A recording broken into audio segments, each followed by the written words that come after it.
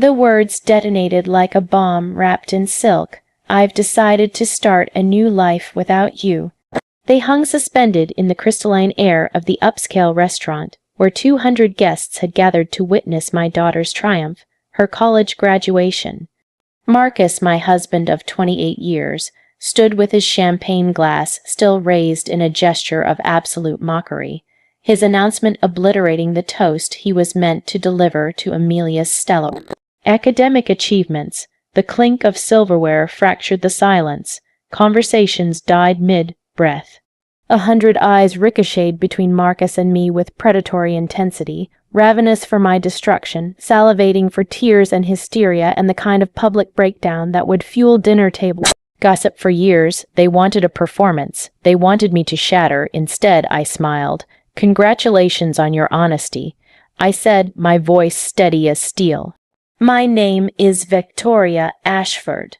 I am 54 years old, and until this moment, I had been executing the perfect performance of my own. Devoted wife, sacrificial mother, the woman who became invisible so that others could shine. I abandoned my own ambitions to shepherd Marcus through 3 failed business ventures, 2 dramatic career reinventions, and an endless parade of self-discovery phases that never actually led to anything.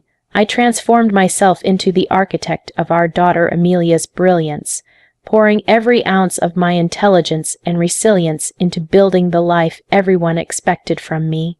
I had become so skilled at disappearing that I nearly disappeared entirely. From the corner of my vision, I caught movement. Cassandra Wells Marcus's much younger paramour, barely crossing into her late 30s with that particular confidence of someone who had never known genuine struggle. She shifted uncomfortably at a table in the back corner, surrounded by people I had called friends for decades. The very same friends who had watched this affair unfold like a television drama, who had known about Marcus's betrayal and elected to remain silent, their complicity a kind of violence in itself.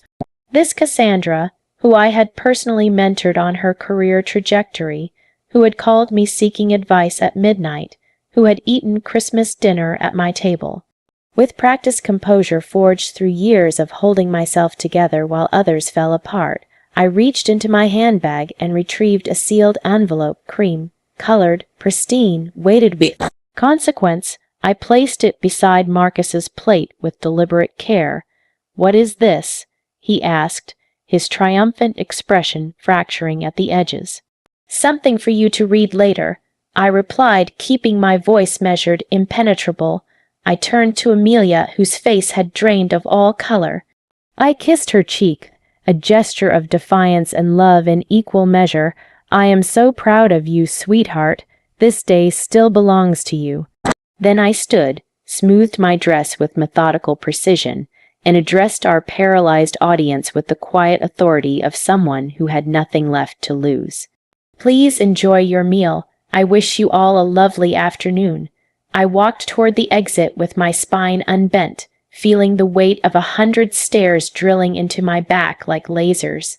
The heavy door swung shut behind me, severing the murmur of chaos that erupted in my wake.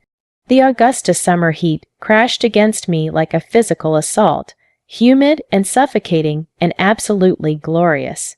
For the first time in what felt like a lifetime, I could actually breathe. Behind me, I heard the restaurant door explode open. Marcus's voice, no longer confident, now high-pitched and frantic, cut through the afternoon air. "Victoria, what the hell is this? What have you done?" I kept walking, allowing myself the luxury of a small, knowing smile. The envelope I had handed him was merely the opening move, the first domino in an intricate sequence of retribution I had spent months orchestrating with meticulous precision. I had always been the architect of our family's stability, while Marcus built castles out of ambition and delusion. While he chased grandiose dreams and took reckless gambles, I maintained the foundation that kept us from crumbling. I was the one who sacrificed my own consultancy dreams to finance Amelia's education when Marcus's venture into craft furniture, collapsed after 6 months of bore-related burnout. I was the one who worked extended hours as a finance director at Truvanta Corp., building the security that Marcus's constant reinventions threatened to destroy. I was the one whose own aspirations to launch a financial advisory firm for women remained perpetually suspended in an eternal someday that never arrived. 3 months ago, I discovered the first crack in his facade. Small transfers, meticulous, calculated withdrawals from joint accounts vanishing into a numbered account I didn't recognize. As someone who had spent 2 decades managing our family's financial architecture, these anomalies screamed like sirens. I could have confronted Marcus immediately, but something deeper held me back, intuition, perhaps. Or maybe the accumulated weight of a marriage that had been eroding for longer than I cared to admit. Instead of demanding explanations, I became a hunter. What I uncovered was far worse than infidelity. It was a calculated deception spanning over a year. Marcus had been systematically siphoning funds, draining our shared accounts to finance an alternate life with Cassandra. Fine dining experiences she would never earn, jewelry that glittered on her neck while I wore the same wedding band for 28 years. Property listings for beach, front retreats they would build together, while he told me we needed to tighten our spending for retirement security. Then I discovered the text messages. Marcus had left his phone unlocked, careless, arrogant, convinced of his own invincibility.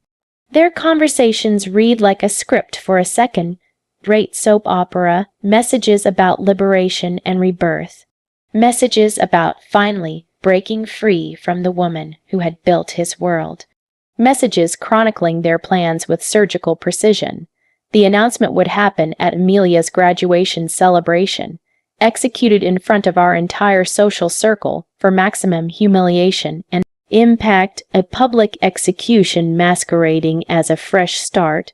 What Marcus had fatally underestimated was my profession. I had spent 3 decades navigating the labyrinthine world of finance. I understood money trails the way musicians understand scales. I knew how to trace assets, how to follow breadcrumbs, how to think like someone trying to hide. And then there was the prenuptial agreement we had signed when my family's wealth exceeded his, a document he had desperately insisted upon, terrified that my earnings might threaten his future prosperity.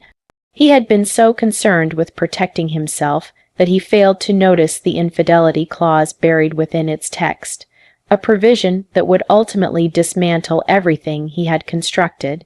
While Marcus and Cassandra whispered about their new life, I was building something far more devastating, a case. I consulted with attorneys who specialized in financial deception. I documented every hidden transfer with methodical precision. I gathered evidence of the affair, photographed their secret rendezvous, collected each damning text message. I prepared the paperwork for dissolution, timing everything with surgical accuracy. I knew Marcus would want to wait until after Amelia's graduation to announce his departure. He needed the veneer of respectability, the ability to tell himself he was still a good father. What he didn't anticipate was that I would serve the divorce papers the very morning of the graduation ceremony, before his grand theatrical announcement, my move already in place, while his was still just a fantasy on the horizon. I didn't return to the restaurant. Instead, I drove to the home we had purchased 15 years ago, a spacious colonial in Augusta's historic district, with its manicured gardens and solid mahogany doors. The house Marcus had already promised to Cassandra in the messages I had read over his shoulder. I parked in the driveway and entered what had been our shared sanctuary, now feeling like a museum of a life that no longer existed.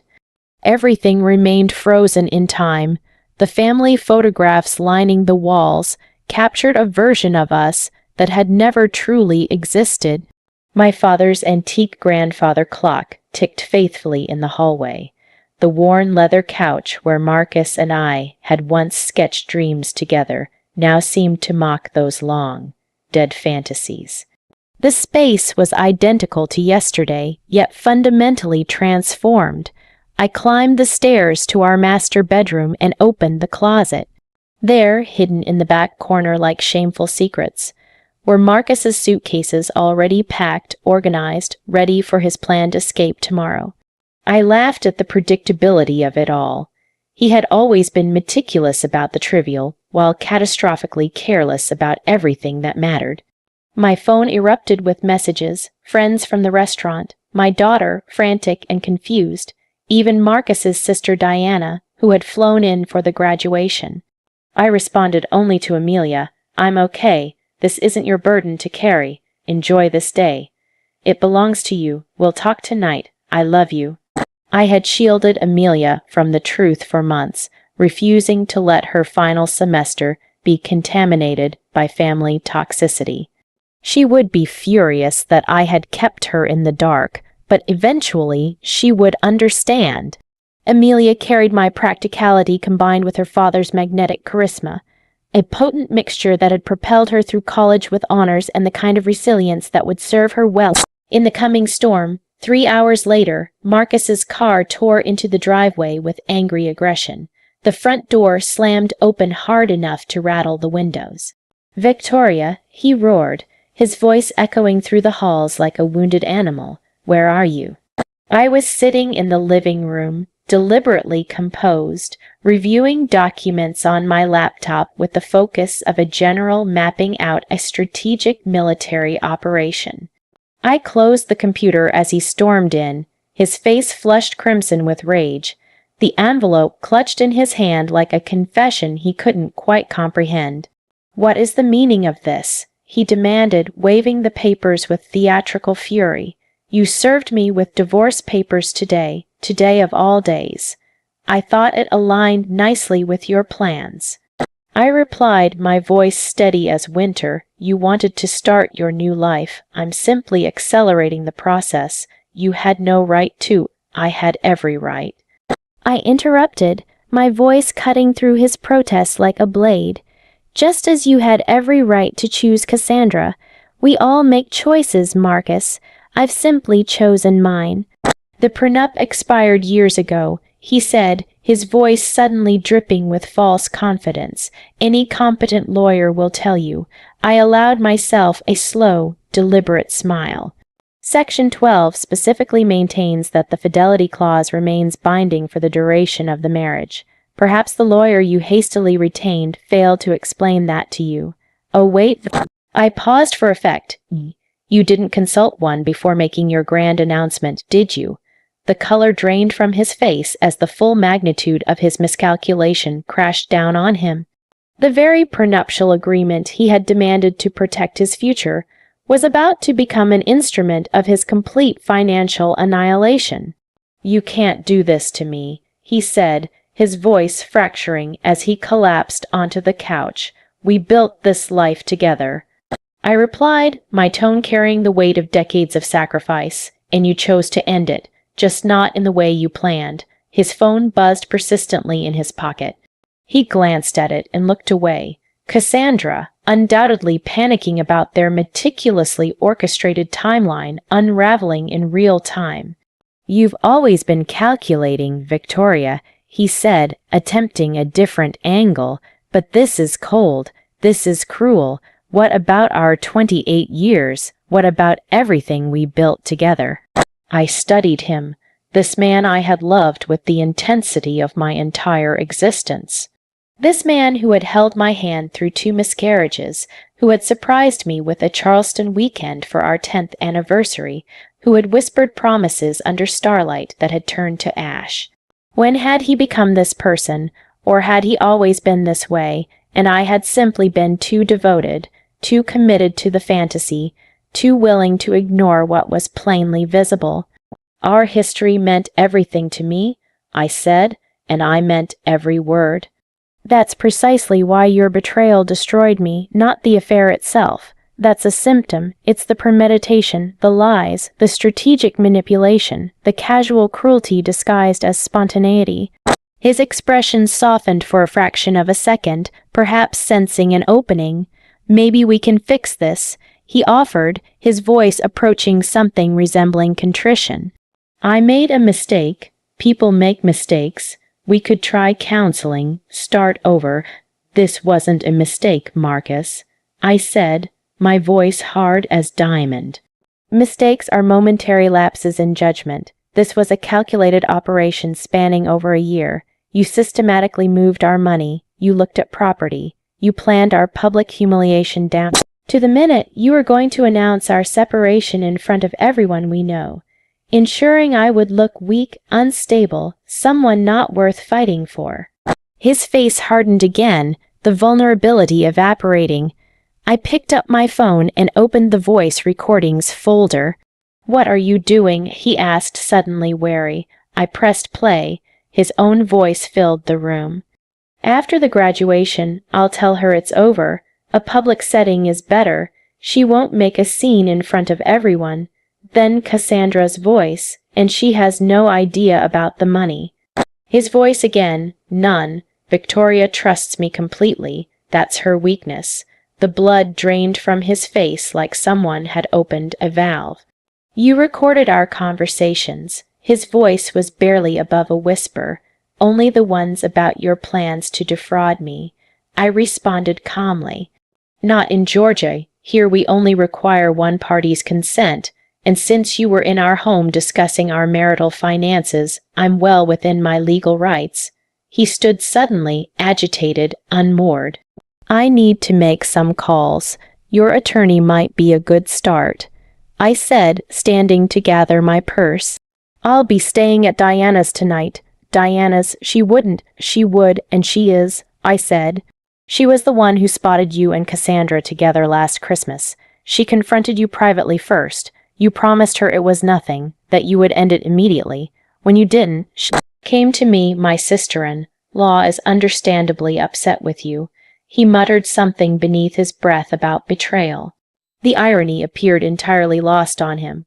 I gathered my overnight bag, packed hours earlier with the precision of someone who had anticipated this conversation. "You have until tomorrow evening to collect your belongings from this house. After that, the locks change." As I moved toward the door, Marcus called after me, desperation saturating his voice. "What about Amelia? Have you thought about what this does to her?" I stopped. For the first time, anger cracked through my carefully constructed composure.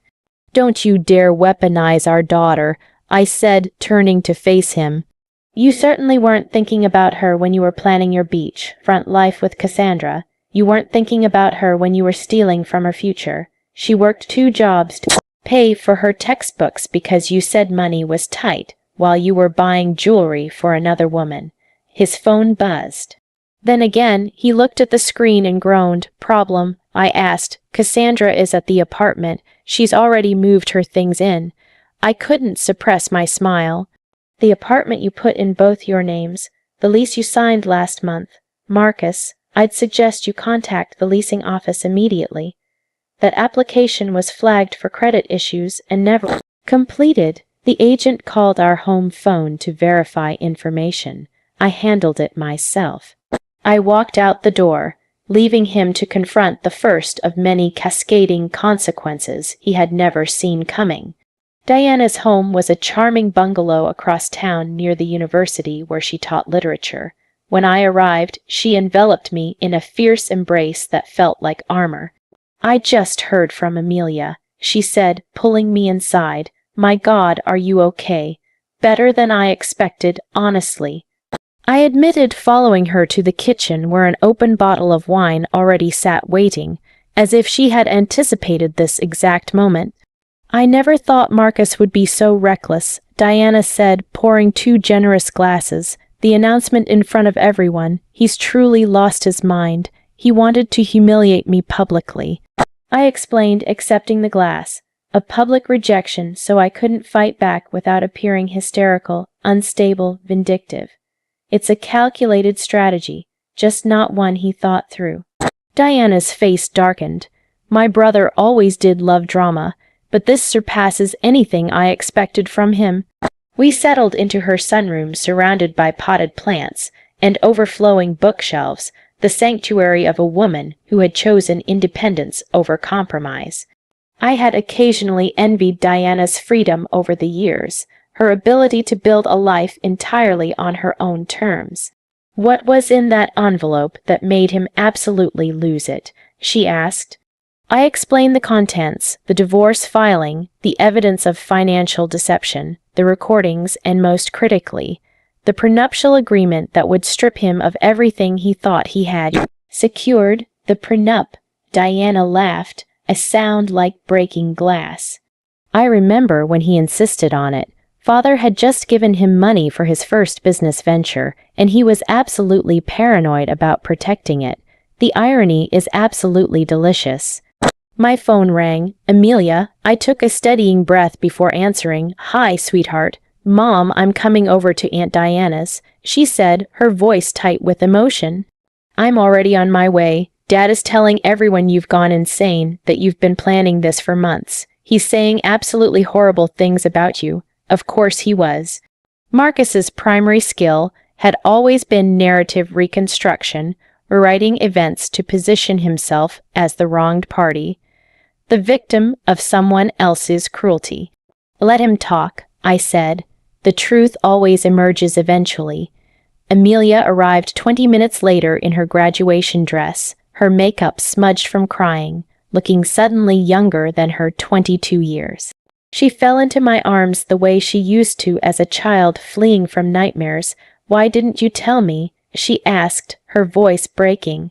"I didn't want your final semester poisoned by family chaos," I explained. "You worked so hard to get here. This day was meant to be yours." She pulled back, wiping her eyes. Well, Dad certainly ensured it was ruined. We moved to the living room where I finally told her everything. The discovery of the affair, the financial deceptions, the hidden accounts, the planned escape route.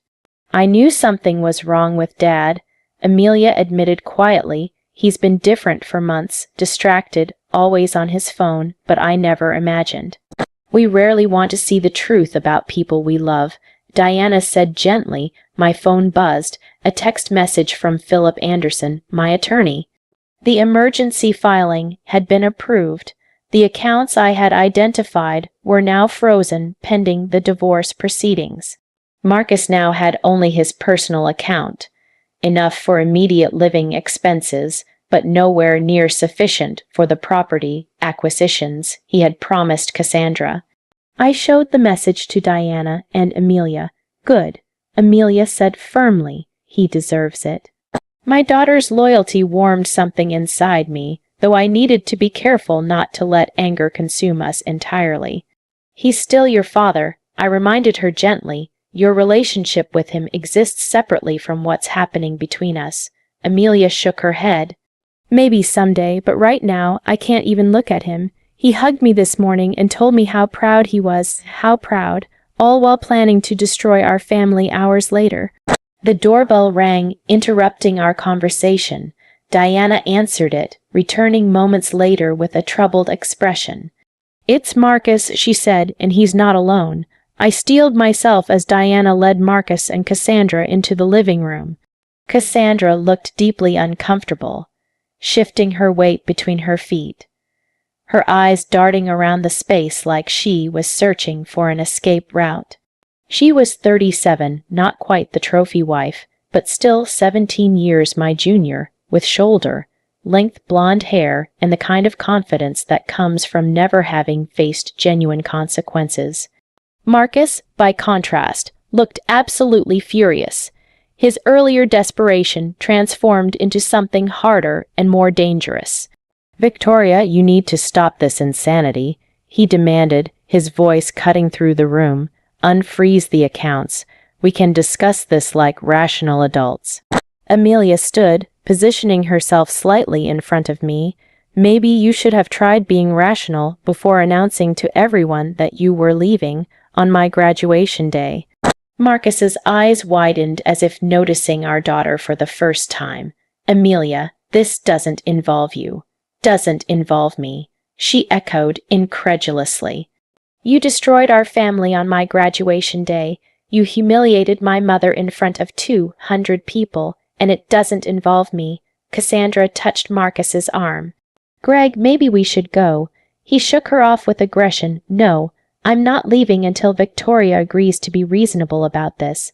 Diana folded her arms across her chest. The only reasonable person in this scenario appears to be Victoria. You're the one who created this disaster, Marcus. I remained seated, allowing the drama to unfold around me. For decades, I had been the peacemaker, the one who smoothed tensions, swallowed her own anger, ensured everyone else's comfort at the expense of her own. That exhausting role was finally set down, and I had no intention of picking it back up. The accounts remained frozen until the preliminary hearing. I said calmly, "That's in 3 days. The judge will determine appropriate asset division at that time." 3 days, Marcus sputtered. What am I supposed to do for 3 days? You have your personal account. I reminded him, the one you've been funneling money into for the past year. That should be more than sufficient. Cassandra's head whipped toward Marcus. You have a separate account with how much in it. An interesting dynamic was emerging. Apparently, Marcus hadn't been entirely transparent with his paramour either. Marcus ignored her question entirely. This is vindictive, Victoria. This isn't like you. Perhaps you never really knew me, I replied, just as I apparently never really knew you. Amelia turned to Cassandra directly. Did you know he was planning to announce it like that, at my graduation celebration? Cassandra had the decency to look genuinely ashamed, I thought. I assumed he was going to talk to your mother privately. The announcement today was completely unexpected to me. Marcus shot her a look of pure betrayal. The cracks in their united front were already widening into chasms. I think you both should leave, Diana said firmly. You've upset Amelia enough for one day. Amelia, Marcus pleaded, attempting to recover lost ground. You understand that relationships change, don't you? Sometimes people grow apart. My daughter's face hardened in a way I had never seen before, something crystalline and unforgiving settling into her expression. What I understand is that you're a coward, she said, her voice ice. A coward who couldn't even give Mom the dignity of a private conversation. What I understand is that you were stealing from our family while I was working 2 jobs to pay for my textbooks because you said money was tight. What I understand is that you lied about everything. Marcus paled. That's not how it was. It's exactly how it was. Amelia cut him off. Please leave, Dad. I can't look at you right now. The silence that followed was suffocating. Finally, Marcus turned and walked toward the door, Cassandra trailing behind him like an afterthought. At the threshold, he paused and turned back to look directly at me. This isn't over, Victoria. I'll fight you on this. You're welcome to try, I said, meeting his gaze with absolute steadiness. After they left, Amelia collapsed beside me on the sofa, tears streaming down her face. I've never talked to Dad like that. I've never. I wrapped my arm around her shoulders. Sometimes standing up for what's right requires us to hurt people we love. It's one of life's cruelest lessons. Diana brought us fresh glasses of wine. To new beginnings, she said, raising her glass with quiet ceremony. Indeed, I thought, this ending was simply the beginning of everything else. The preliminary hearing took place in a small courtroom on a rainy Tuesday morning, the kind of day that felt appropriately apocalyptic. I arrived with Philip Anderson, my attorney, a woman with the demeanor of someone who had successfully dismantled far more complicated cases than this one.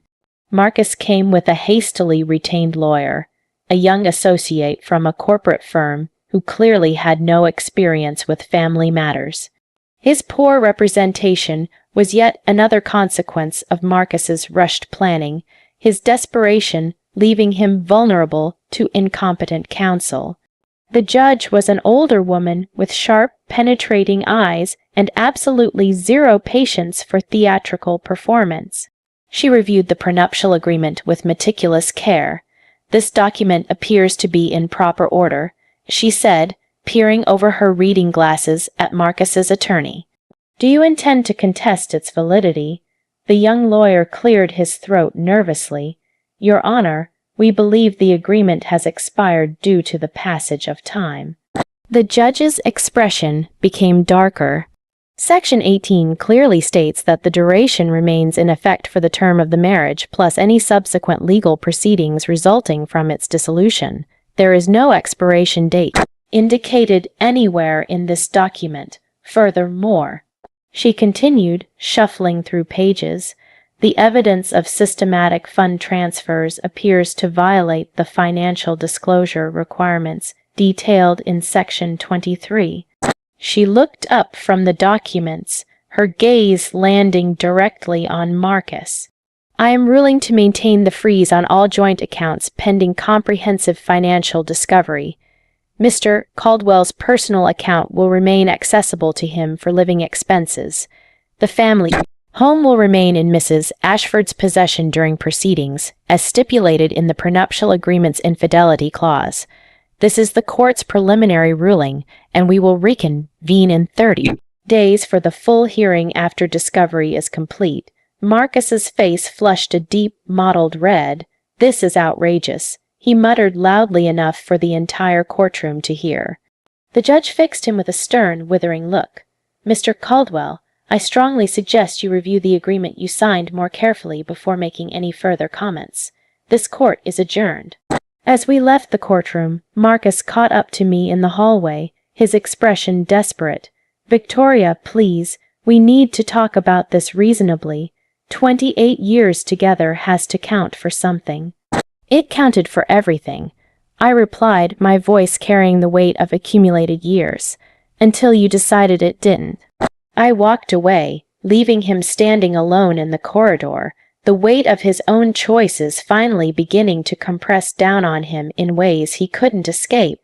Word spread through our social circle with the velocity of wildfire. Friends called daily, some offering genuine support, others thinly disguising their hunger for scandalous details. I maintained dignified silence about specifics, simply saying, "Marcus and I are separating. These things happen." Meanwhile, Marcus's carefully constructed facade was disintegrating into rubble. The image he had cultivated, successful entrepreneur, devoted family man, pillar of society, was now permanently tarnished beyond repair. The financial freeze meant he couldn't fulfill the promises he had made to Cassandra. The beachfront property fell through. The luxury vehicle he had put a deposit on had to be canceled. 2 weeks after the hearing, Diana called, amusement threading through her voice. "Have you heard the latest about what?" I asked. Cassandra moved out. I was surprised, though perhaps not entirely shocked. "Already?" Apparently, she discovered that Marcus's business isn't doing nearly as well as he claimed. The substantial savings he talked about don't exist. According to her friend Jennifer, Cassandra said she didn't sign up to date a man with financial problems and broken promises. She left him. I couldn't help but laugh. He was always brilliant at manufacturing illusions. Meanwhile, I was building something real. The financial independence I had always maintained separate from our joint accounts suddenly transformed into genuine freedom. I rented office space downtown and began constructing the consultancy I had dreamed about for 2 decades. My first clients were 2 women navigating their own divorces, rebuilding their lives from the wreckage. Word of mouth brought more. I specialized in helping women understand their finances during transformative life transitions, divorces, widowhood, career changes, major life upheavals. The work was immediately, profoundly fulfilling in ways my corporate position never could have been. I was needed for my expertise, valued for my knowledge, respected for my ability to guide others through darkness. Amelia, who had accepted a position with a marketing firm in Charleston, called regularly. "I'm so proud of you, Mom," she told me after I described my growing client list. "You're helping people navigate their worst moments. You're saving them." "I'm doing what I wish someone had done for me earlier," I replied. preparing women for whatever might come, ensuring they're never caught vulnerable, never blindsided, never dependent on anyone else's integrity. The final divorce hearing fell on what would have been our 29th anniversary, a perfectly timed exclamation point on the chapter. Marcus arrived looking haggard and diminished. I later learned his business was hemorrhaging money without my financial stewardship and guidance. Cassandra was already a memory, moved on to dating a successful real estate developer from Savannah. Most of our mutual friends had distanced themselves from him after learning the complete truth of his deceptions. The judge upheld the prenuptial agreement in its entirety. Marcus left the courtroom with his personal possessions, his struggling business, and the funds in his private account which, after attorney fees, barely secured a small apartment in a modest neighborhood. I retained our home, my complete retirement accounts, and 70% of our joint investments. The prenuptial agreement had provided exactly what it promised: protection against infidelity. The very document Marcus had demanded, designed to shield his future, had become the instrument of his financial ruin. Justice, I thought, could sometimes be beautifully poetic. As we left the courthouse, Marcus approached me one final time, his expression hollow. "I made a terrible mistake," he said quietly. "Yes, I agreed, you did. Is there any chance we could?" he began. "No," I interrupted, my tone gentle but absolutely final. "That door is closed, permanently." He nodded, and for once, I believed genuine understanding had finally reached him. "I hope you find happiness, Victoria," he said. "You deserve it." It was perhaps the first completely honest thing he had said to me in years. 6 months later, Caldwell Financial Transitions was flourishing. I had expanded from my small office into a larger space and hired 2 associates. I had become a mentor to women rebuilding their lives, an advocate for financial independence, a testament to the power of preparation and refusal to be defeated. Amelia visited often, genuinely proud of what I had constructed from the ruins of my old life. "You know what's ironic?" she said during one visit, smiling. "If Dad had just been honest from the beginning, he might have kept half of everything. Sometimes people can't see beyond what they want in the moment," I replied. Greed and desire have a way of blinding us to everything else. The woman who had once defined herself as Marcus's wife and Amelia's mother had discovered something far more valuable, a new identity. I was a mentor, a business owner, an advocate. I was finally myself. The envelope I had handed Marcus at the restaurant had never been merely an escape plan. It was the key to a door I didn't know existed. Behind it, I discovered something far more powerful than revenge or vindication. I discovered reinvention. In securing my financial future, I had reclaimed something infinitely more valuable.